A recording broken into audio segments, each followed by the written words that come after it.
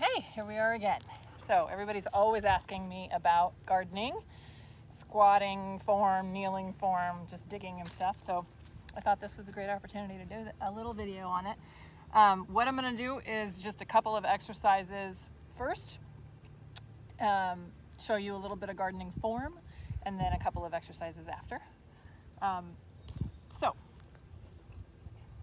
one is one that we've done before, and so we're just going to kind of do a quickie. Hands and knees, right? And this is really something you could do not only before, but even just during, if your back starts to bug you. So we're just doing the cogs on the hands and knees. So you're just thinking of the shoulders again, rotating the arms in, we're letting them slide up toward the ears and letting that take your spine into a really forward curved position. You're staring with your head straight at the ground between your hands. And then externally rotating the arms, letting that take you all the way around. Shoulder blades, Shadow, come here.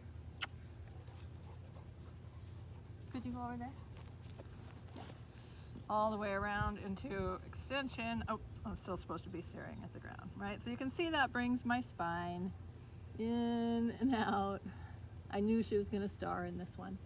In and out of this spinal flexion and extension, right? If you haven't done these with me before, or you haven't seen the video on waking up your spine, do watch that first. It's only about 15 minutes and it talks through a little bit more of how to do this exercise without basically moving all the wrong parts instead of the ones that we're trying to work on. So I just did 4 or 5 of those.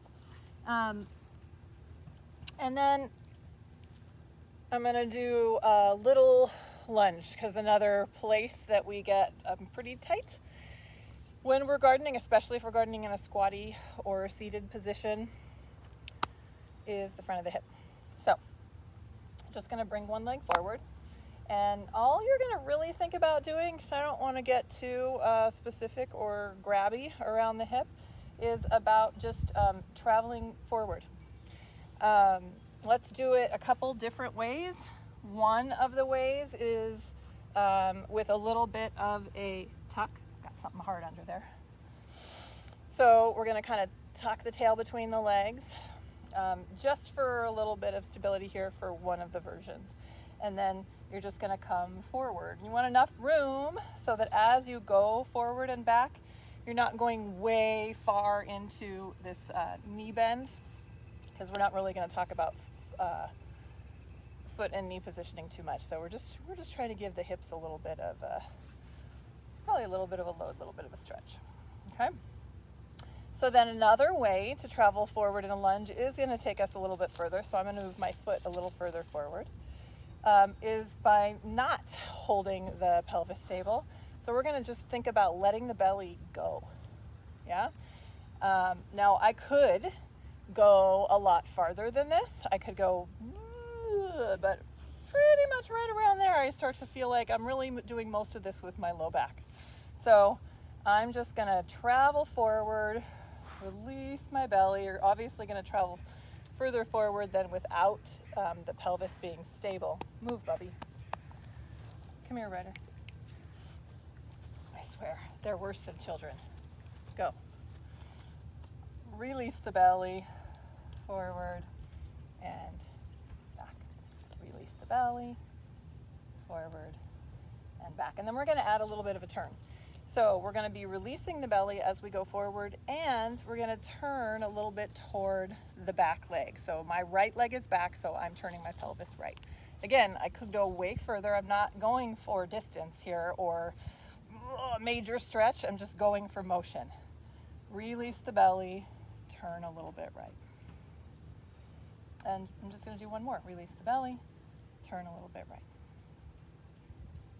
Okay? And I got some nice motion in the front of my right hip there. So I'm going to do the other side. First, we're doing sort of a stabilized position. So we're kind of tucking the tail between the legs. Won't be able to travel very far. You're just going forward and back. And forward.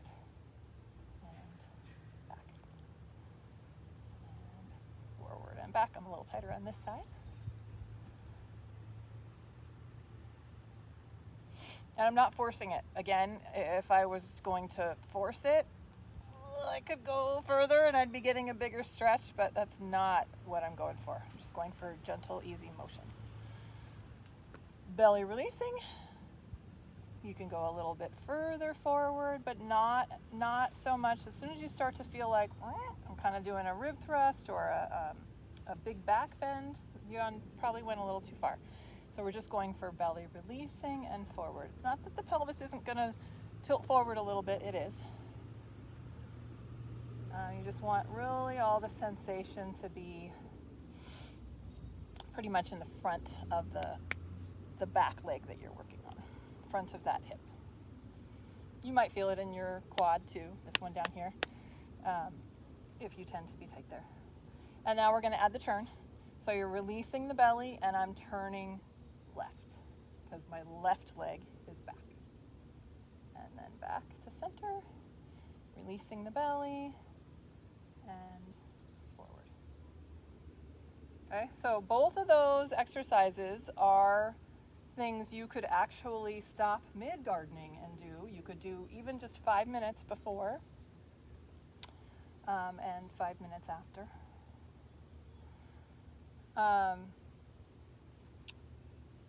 One thing I would add to this one is just to sort of wake your core up a little bit more before you get into the gardening positions, is to add a little extra exhale when you go into the flexion. So as my arms are rotating in and my shoulders are coming up and my spine is going into flexion and I'm looking between my hands, I really want to, and I talked about this in the last video, make sure that this part of my spine down here is getting flexion. So I'm gonna, because of what I'm about to do, I'm gonna give myself a little extra exhale. I'm gonna blow out and see if I can imagine that that exhale is actually activating the core muscles here to press this part of my spine into a little more flexion. And then I'll do, a couple more. I'm not worrying about when I'm taking the breath or how I'm breathing so much as when I get to about here, I'm gonna go and just see if I can get a little bit of sensation that some of those core muscles are kicking in down here, because we're about to squat as our first position. And as you'll recognize as I go down, and I'm not expecting everyone to go down the same distance. In fact, we've got different props that we're going to use. But if I were to go all the way down here at some point, my spine is going to have to go into that same flexion, right? Similar to the position I was in on hands and knees.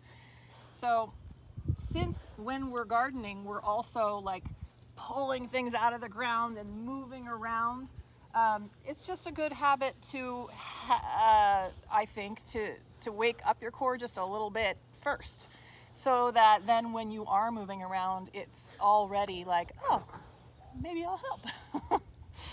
Because that would be helpful. Okay, so the squatting position, again, I've got my feet flat on the floor. You don't have to necessarily, and if you have certain tensions in your lower leg and foot, you probably won't be able to.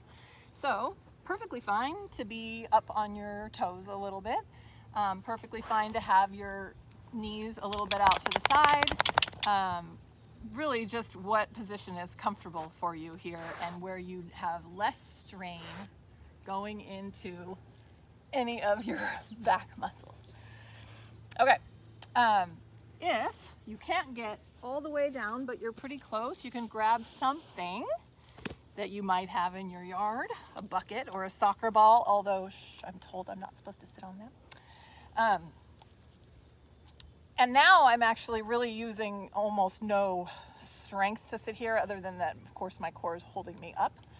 I'm gonna move it a little bit closer, and then I could actually sit here and be in a pretty squatty position and start pulling some of these weeds, mostly grass, out, right? And as you're pulling, it's possible that you'll even feel your low back kind of stretching or something here, it's another good time to maybe take a little extra breath.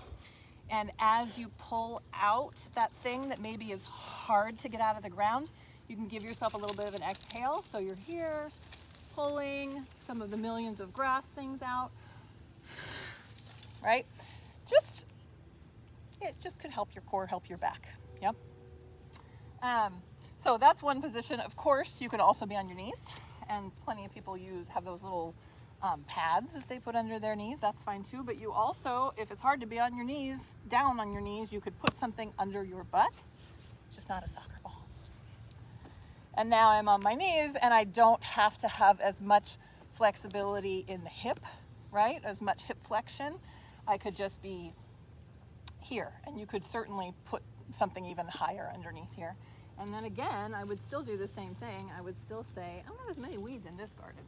I would still say, reach in, and when you pull, take a breath, and pull out, because why not? It's a great breathing practice anyway. Again, eventually, as you're digging and pulling and moving, and your movement gets more varied, and you're more and more flexible and strong and mobile, hopefully your breathing is going to kick in just as it should. Your muscles are going to kick in just as they should. And for you, a lot of you, that's probably already happening. Okay, of course, you can also sit down on one side. You could also stick something underneath you for that. Right, over here. But let's also talk about standing. I know a lot of people can't get down into a squat that's even that much deeper than this. But that's doable too, right? You're still squatting here. You can support your hands and your upper body weight on your thighs, which is of course perfectly fine. Keep some weight on that, and then as you're pulling out, you can again take a breath. Everything comes out pretty easily right now because it's so wet. So I want to talk about the forward bending a little bit for the spine. So sometimes we practice bending forward with a neutral spine, right? Just having the pelvis rotate around the legs. I don't think gardening is necessarily the best time for that. I think you're probably better off letting there be a little curve in your spine, because really everyone's going all the way to the ground, right? And most of us can't go all the way to the ground with a neutral spine without kind of doing some funky stuff back here. So I would say support yourself a little bit, and think about using your feet and your legs and letting your spine curve a little bit.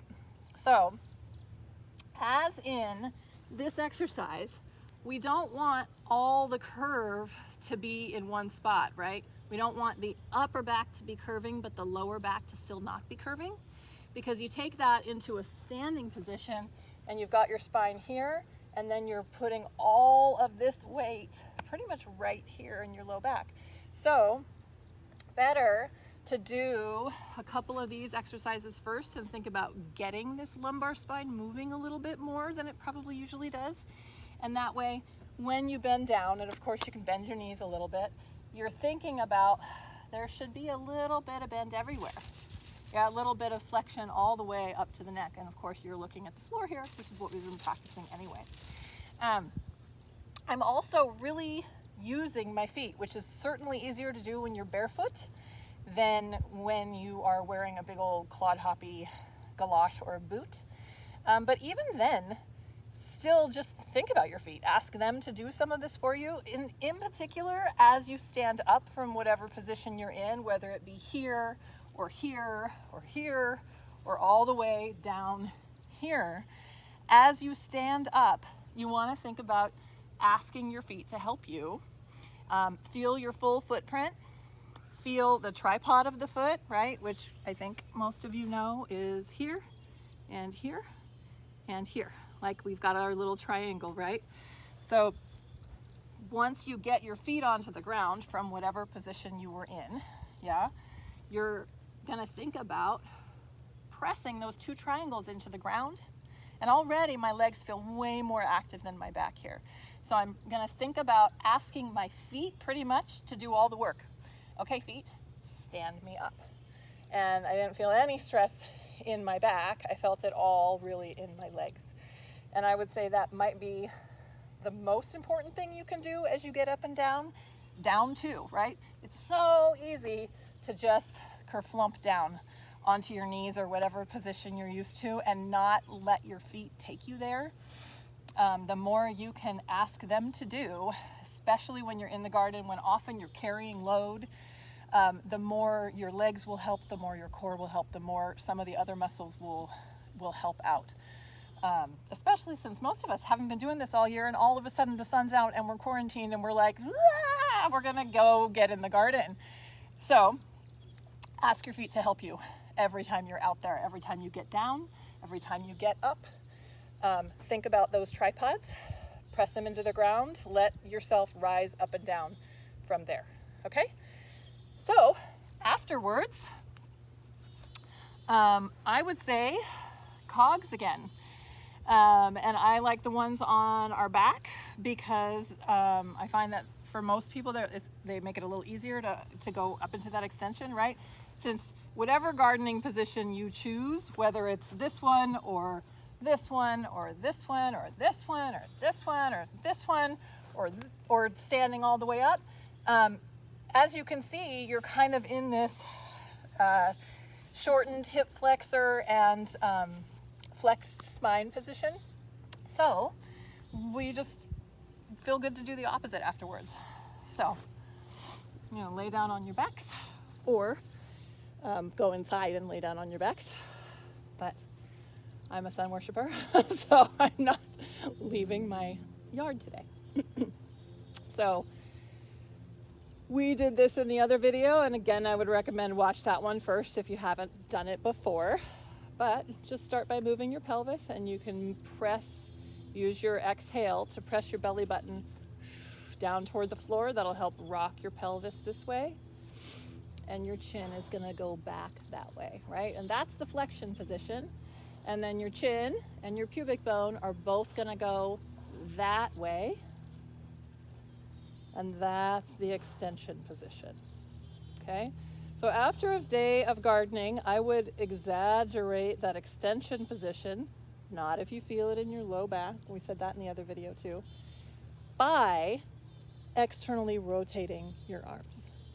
So this position, right, that's the flexed spine, exhaling, belly buttons pressing toward the floor, chin's going back.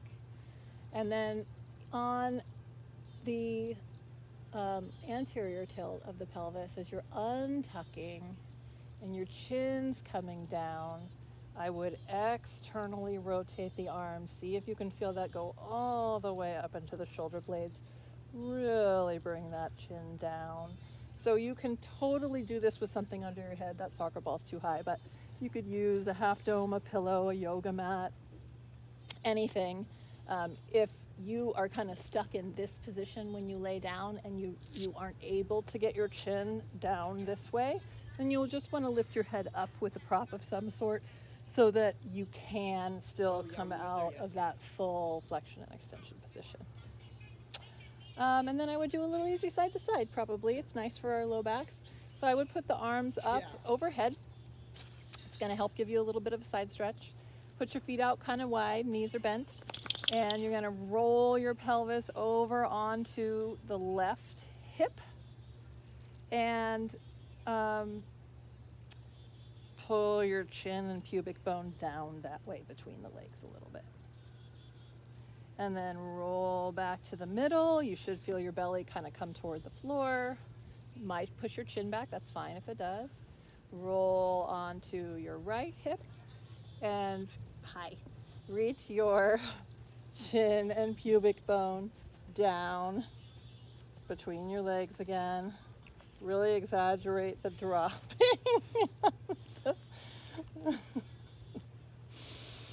And that's that. You can go back and forth between that. If you could get a dog to cuddle with you, it'll be even better. All right. I hope you have fun in the garden. I hope you're doing good in this weird time we're in.